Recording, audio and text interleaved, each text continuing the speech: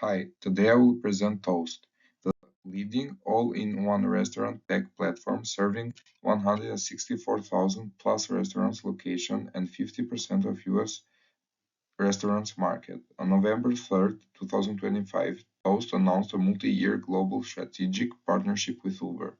Uber becomes the preferred delivery marketplace for Toast restaurants worldwide.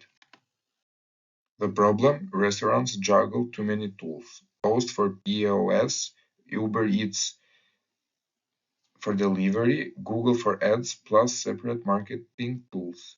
This complexity hurts margins and slows operators. Meanwhile, Toast needed to grow beyond hardware-heavy POS revenue into new SaaS and advertising streams. The biggest external force is digital fragmentation.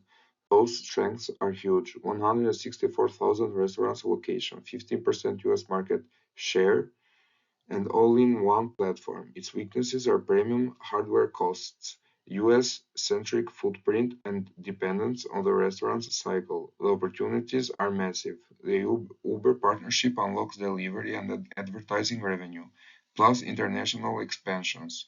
The threats are Square, Lightspeed, DoorDash, and macro pressure on restaurants' spending. Toast had two options. Option A: build a native delivery network and ad platform in-house, full margin capture, but massive capex and years to ramp. Option B: partner strategically with Uber, instant access to Uber's demands, network, and faster international expansions.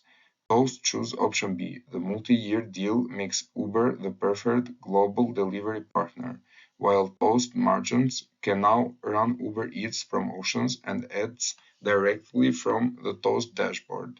Toast IQ Grow pilots showed a plus 40% first month sales lift. Next steps: Q1 deploy Uber Eats integration in Canada and Uber Direct in expansions markets. Q2 launch promotional and advertising tools inside the Toast dashboard.